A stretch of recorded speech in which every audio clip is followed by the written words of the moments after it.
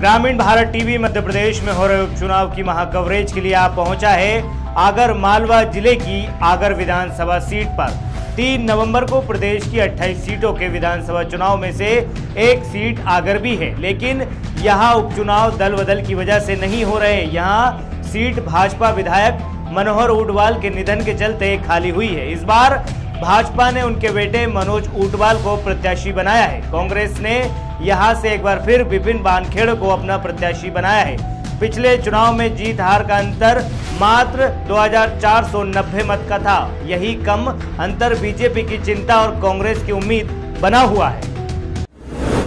अनुसूचित जाति के लिए आरक्षित यह सीट क्षेत्र के विकास के लिए पिछले 5 चुनाव से तरस रही है। आगर विधानसभा क्षेत्र की सबसे बड़ी मांग यहां पर उद्योग की स्थापना व रेलवे लाइन है। अभी हम मौजूद है आगर विधानसभा के बस स्टैंड पर। यहाँ पे कुछ लोग खड़े हुए। आइए हम जानते हैं कि उनकी क्या मंशा है। हम जानते हैं उनसे कि कांग्रेस की क्या स्थिति है और इस बार क्या है। गौरी जी बताएं कि क्या परिस्थिति इस बार कांग्रेस की। देखिए, इस बार हम लोग बहुत मजबूत हैं। आगर नहीं वरन हम 28 विधानसभा में बहुत मजबूत जहां चुनाव होने वाले हैं। अभी हमारा पूरा मध्य प्रदेश का मतदाता कमलनाथ जी को देख रहा है। जो कमलनाथ जी का 15 महीने का कार्यकाल जो रहा है, उस कार्यकाल में जनता पूरी खुश है और सारे किसान खुश हैं। जो कमलनाथ जी की योजनाएं थी, जो उनके वचन थे, उन्होंने पूर्ण ईमानदारी से वचन को पूरा किया है और इस कारण से पूरी मध्य प्रदेश जनता खुश है। और आने वाले चुनाव में निश्चित मानिए कि हम 28 के 28 सीट जीत के वापस सरकार में आएंगे क्या और पुनः कमलनाथ जी मुख्यमंत्री बनेंगे। पिछली बार कांग्रेस की सरकार में जो कांग्रेस ने योजनाएं शुरू की थी उसमें बीजेपी ने कुछ योजनाएं बंद कर दी। कांग्रेस आने के बाद वही योजनाएं वापस चालू करेगी क्या? बिल्कुल चालू करेंगी। जो हमारे वचन हैं, अभी नया घोषणा पत्र तैयार हुआ है जो माननीय कमलनाथ जी ने जो उसको बनाया है और पूरी कांग्रेस ने मिलकर बनाया। निश्चित मानिए जो पिछली बार की योजना इस बीजेपी सरकार ने बंद कर दी गई है, वो योजना पूर्णतः वापस चालू होगी और उसमें नई योजना भी जोड़ दी गई है और उस नई योजना के साथ इस मध्य प्रदेश में फिर से एक खुशहाली आएगी। इरफान बताएं क्या है इस बार अगर कांग्रेस जीत के आती है तो कांग्रेस की क्या योजनाएं हैं आगर को अच्छे से अच्छा बेहतर बनाने के लिए? सर्वप्रथम आगर को अच्छी योजना ये है हमारी कि मतलब जो बीजेपी की सरकार जो आज उज्जैन से चौली तक जो 4 लेन है जो लेके गई है, हम उसको वापस लाने की पूरी कोशिश करेंगे। उसके लिए कमलनाथ जी से भी हमने ज्ञापन दे चुके हैं। दूसरी बात, हमारी सरकार में 100 रुपये 100 यूनिट का जो बिल था वो सभी के लिए था। गरीब, अमीर, मजदूर, जो भी जितने भी इंसान थे, हम उस योजना को वापस से लागू की जाएगी जिससे गरीब अमीर सबको एक रखा जाए और सबको इसका लाभ मिले। आने वाले समय में किसके साथ है और क्या क्या अभी तक यहाँ पे काम हुआ? देखो, आने वाले समय में हम विपिन भैया के साथ में हैं और कांग्रेस के साथ में। हमारी कांग्रेस की सरकार कभी भी ऐसा किसान के साथ में धोखा नहीं दे सकती है। हर बार हर कभी कांग्रेस के साथ कांग्रेस की सरकार हमारे किसान के साथ में और गरीब के साथ में हमारी सरकार कांग्रेस की साथ देती है। और ये बीजेपी का लोग बार बार इनको बेका देता है, बार बार धोखा देता है गरीब लोगों को। और देखो आवास, देखो मकान आते हैं कहीं भी। अभी आवास आ गए थे, वापस चले गए। गौशाला बन रही थी, वो भी रुक गई। हमारे कमलनाथ जी ने आगर क्षेत्र में 30 गौशाला, 30 पंचायत। सोयाबीन की फसल मिली आपको? कोई मुआवजा वगैरह? बिल्कुल भी नहीं मिला, बिल्कुल भी नहीं मिला मुआवजा। मैं भी किसान की बेटी हूँ, तारबल्डी रहती हूँ, जिलाध्यक्ष कांग्रेस सेवा दल से।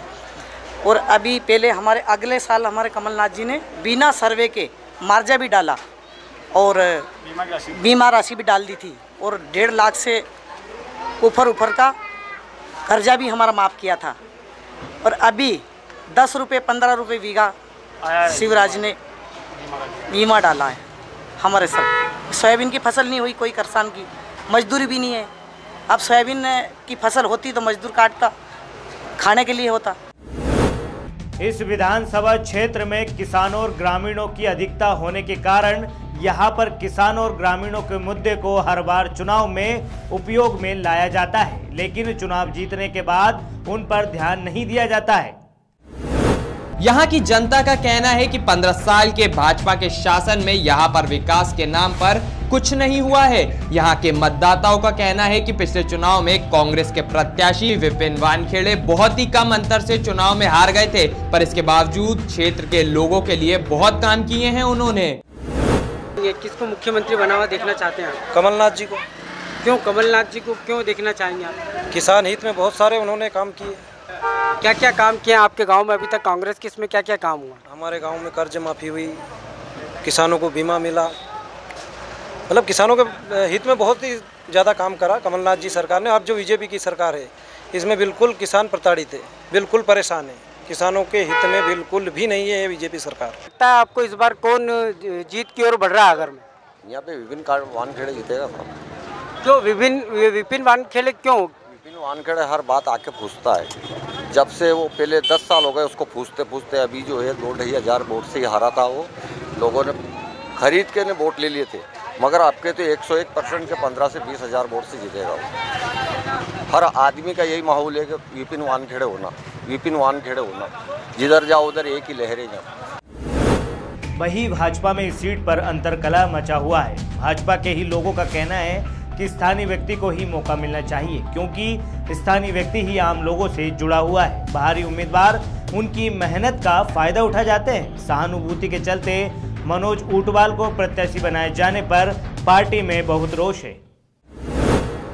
आगर सीट पर बीजेपी के लिहाज से स्थानीय और बाहरी मुद्दे को देखा जाए तो यहां पिछली बार भी मनोहर ऊंटवाल को मौका दिया था, जो कि आलोट क्षेत्र से थे। इसलिए शुरुआती दौर में टिकट मिलने के पहले स्थानीय कार्यकर्ताओं का भारी विरोध देखने को मिला था। इसका असर भी चुनाव में दिखा, जब जीत का अंतर मामूली रह गया। विपिन वानखेड़े को पार्टी ने पुनः दायित्व दिया है। हम इसके लिए विपिन वानखेड़े जी का समर्थन करते हैं, क्योंकि उन्होंने जो 2018 का चुनाव हुआ था उसमें 2490 वोट से पराजय मिली थी। इसको हम पराजय नहीं मानते। उसके बाद भी वो पूरे क्षेत्र में आज 15 महीने 2 साल हो गए, 2 साल तक पूरे क्षेत्र में बिगर विधायक के काम करते रहे और जनता का काम करते रहे। कमलनाथ जी का कहना है विकास को नाम पे वोट दो। कांग्रेस पार्टी ने विकास करा है, हम 15 महीने में जो विकास करा है उसके नाम पे वोट मांगते हैं। आगर क्षेत्र की जनता का कहना है कि हमें इतने सालों में भी अपने क्षेत्र में विकास का कोई काम नजर नहीं आया।